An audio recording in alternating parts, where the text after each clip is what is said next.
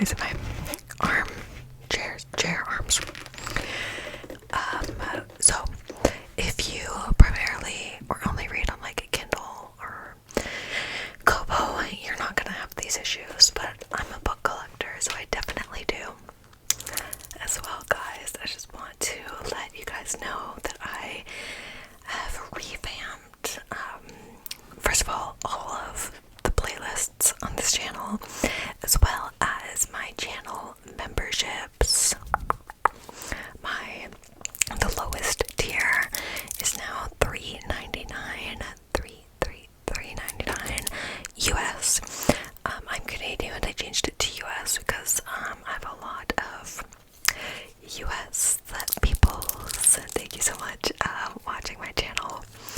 So I've like kind of revamped everything. It's cheaper because I finally figured out how to make it cheaper. It took me way too long. And as well, member only exclusive videos are going to be every single week, weekly on Saturdays. So there's gonna be a lot. There's already like 12 exclusive member only videos. There'll be all sorts of different things, trigger assortments, tap throughs, get ready with me, like all sorts of stuff. So yeah, you should come say hi over there. It's getting good. Alright, let's get into it. Okay, so first thing, there are quite a few, and I have examples. So first thing is people on the cover of my books, like real people. I am very careful and selective in my physical book collection, so I really only have like this. Actually, I just thought of another one that I have, but it's not too bad. This is the worst one that I have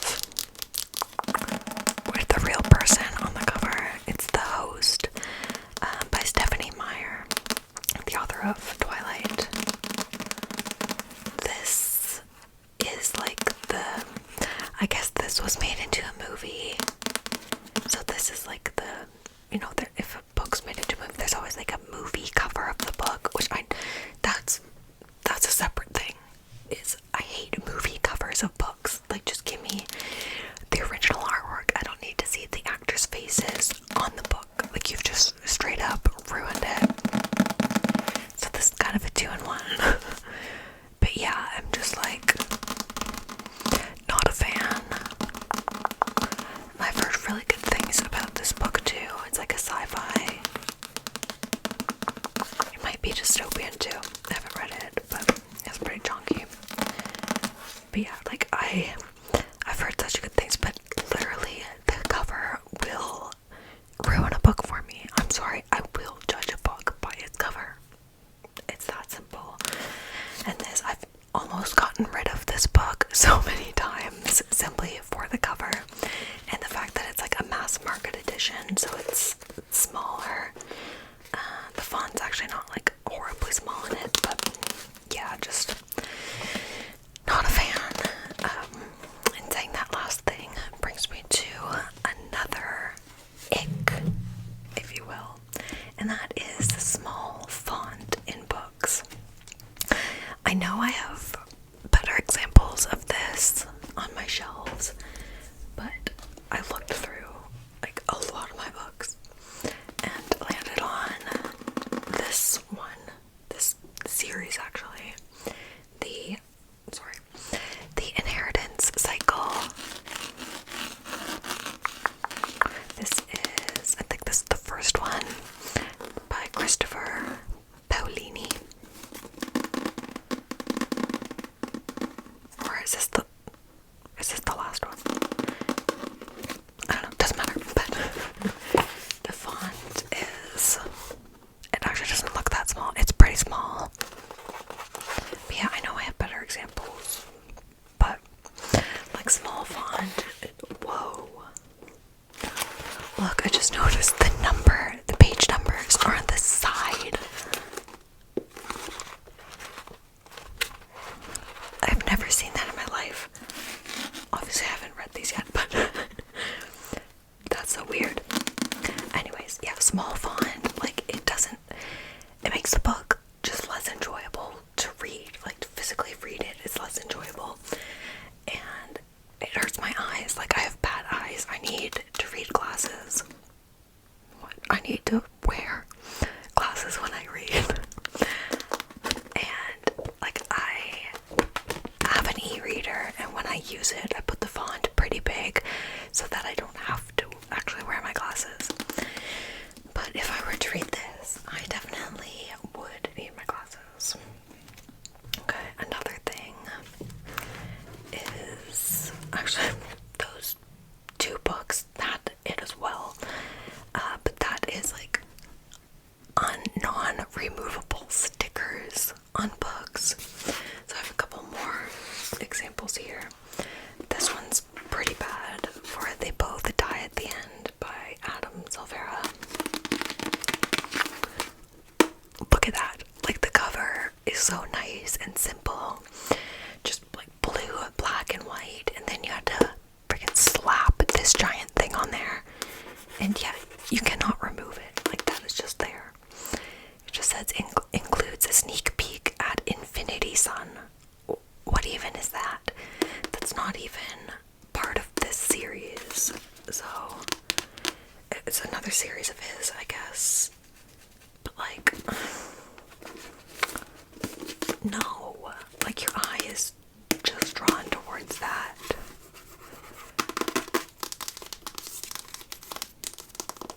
I'm doing like aggressive tapping now. I hate it. And this doesn't bother me personally, but I know when books, like, the cover kind of cuts off like that, and then there's something underneath, like the cover doesn't go all the way to the end. I know that's a pet peeve for some people too. I don't mind it, but yeah. Another example I have of that is The Paris Apartment by Lucy Foley. Oh, look, it has that cover too.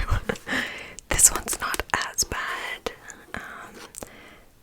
It just says author of the Reese's Book Club pick, like another one of her books. Like you don't need to tell me that. Yeah, that one's not like the worst, but actually it's shiny and the rest of the book is matte. So just stop. Just at least make it a sticker that I can pull off, you know. Okay, we're not gonna get heated in this. Okay, so one thing that drives me crazy in books is not knowing when a series is a series.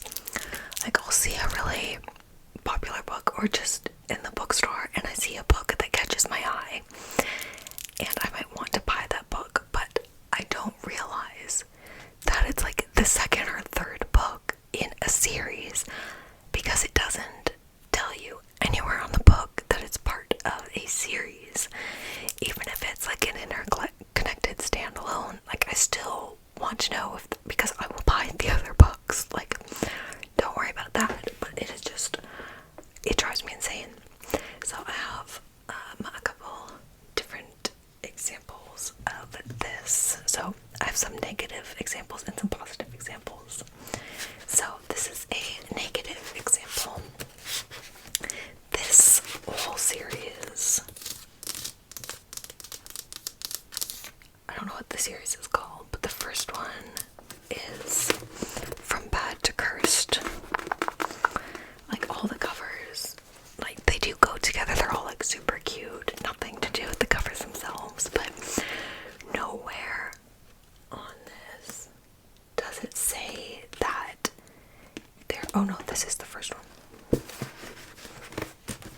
No, Payback's a Witch is the first one. Okay, I don't actually know, but like the second one. Okay, I'm kind of embarrassed. I just noticed that the remaining three do actually say that they're part of a Witches of Thistle Grove novel. Like it says a Witches of Thistle Grove novel, but it's really small.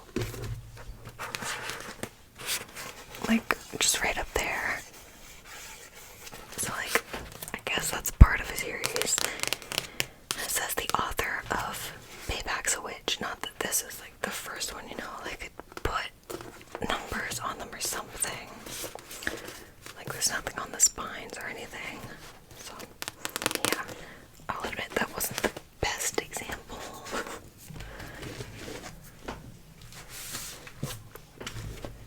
But another one are these Abby Jimenez books. Abby Jimenez, this is her newest one, just for the summer. She has 2 different like trilogies. They are all interconnected standalone, so you don't have to read them in order, but I want to know that like none of them look like they go together at all. I have all 6 and I don't even know which 3 go together and which 3 go together. Like it drives me insane. See, I have these 3 here, but I still don't even know if these 3 are like the interconnected standalone trilogy, or if I take this one out and one of the ones downstairs is. You know what I mean?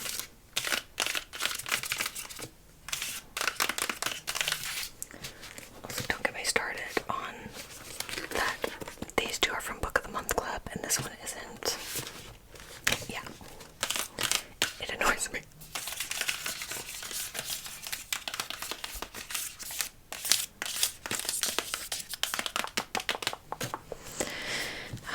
So yeah, but some good examples of what I believe every trilogy should do. Another bad one for that actually is the Throne of Glass series by Sarah J. Maas. Like there are 8 books in that series and they don't say anywhere on them the numbers or the other part of the series. Actually, none of her books do.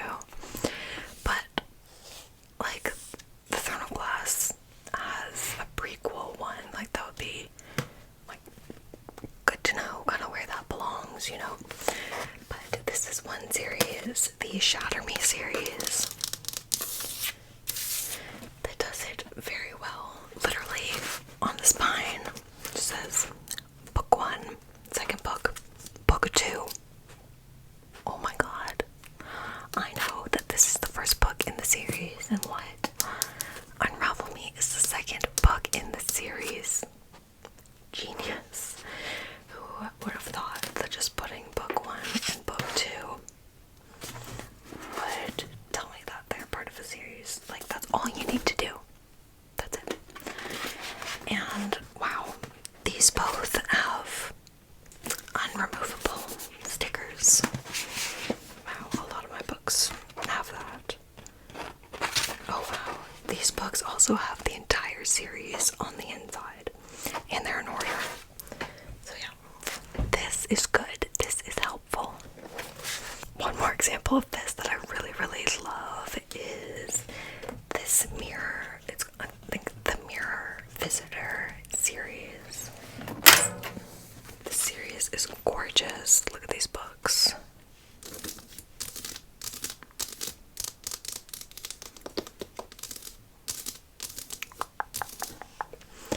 The spines. Yeah.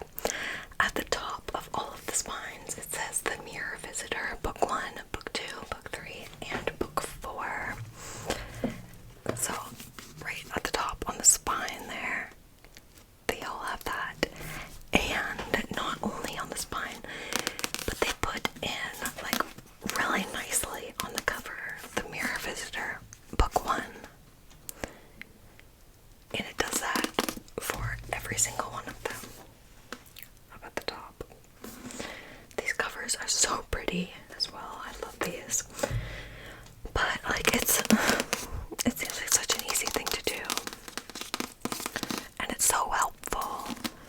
Like I feel like publishers don't do it so that, like I was saying before, I will accidentally buy like one of the books in the middle of the series, and that's not gonna make me like go out and buy the other books. I mean, yes, I will, but that just makes me angry. Like, I don't want to have to do that. If I had known that it was like the third book, then I would just instead find the first book and buy that, or better yet, buy the first, second, and third books in the series. And then on my shelf, like, tell easily which book is which, and it looks nicer. Alright, next pet peeve is again having to do with book series. When the books in a series are different sizes, this has a lot to do with like different publishers and stuff, but still, look at this. This is a trilogy. It was actually even worse before I rebought, I think the second one.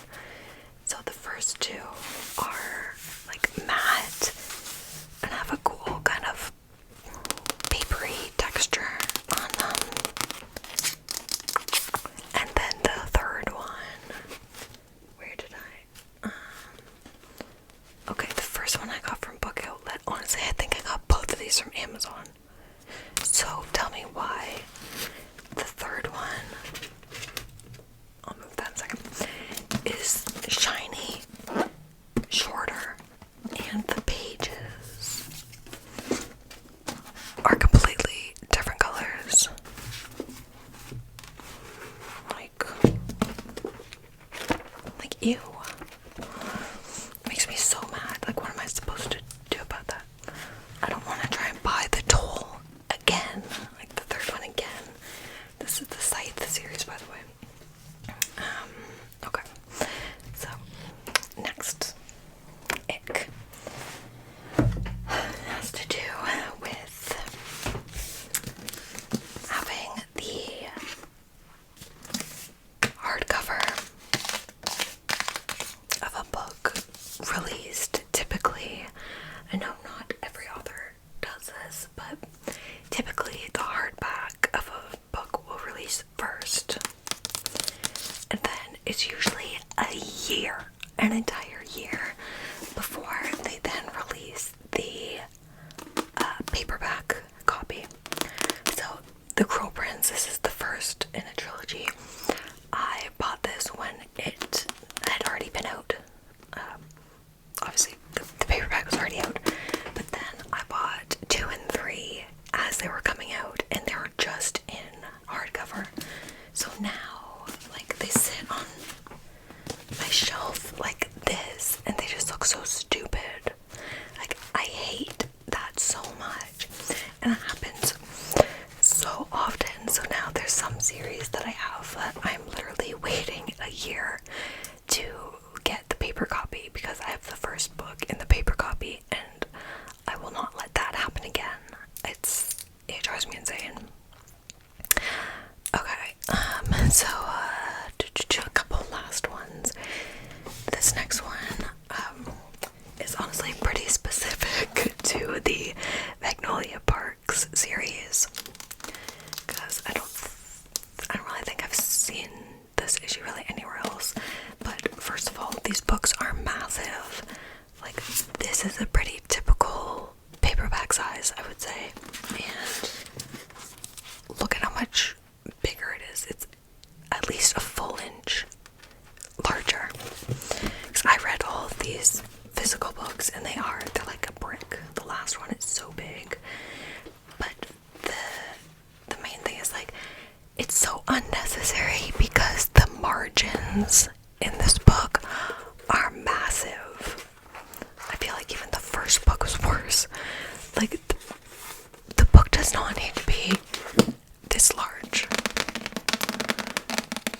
It's just wild, but I digress. And lastly, again, kind of with covers, but when the covers or the spines of a series are not all like uniform, like this one, The Kingdom of the Feared trilogy by Carrie Maniscalco. So at first glance, the spines are all the same. Beautiful, lovely, except the top of the first one. Jimmy? Who the hell is Jimmy? Why are there skulls on these two? But then the stupid thing there, like, it ruins it. Like, they were so close, and then they ruined it.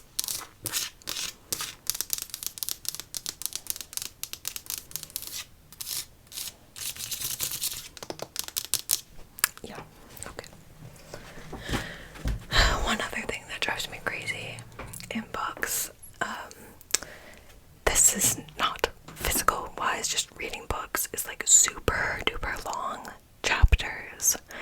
Like there's so many books I've read. I really noticed it in the third Crescent City book. Like they're like 5 chapters in one. Like, girl, you could have split this one chapter into at least 3 others, and it just makes it easier. Like if I have to pee, I want to wait until I get to the end of the next chapter, and sometimes it feels like they drag on, and then the faster I finish chapters, the more accomplished I feel, and it makes me want to read more because I feel like I'm getting through it really fast. So nothing even needs to change in the actual book, but yeah, I notice a lot of times where they can definitely, you know, break chapters up a little bit more. But yeah, okay. That's really it. Let me know if you, how many of these icks and pet peeves you agree with, how many maybe you don't.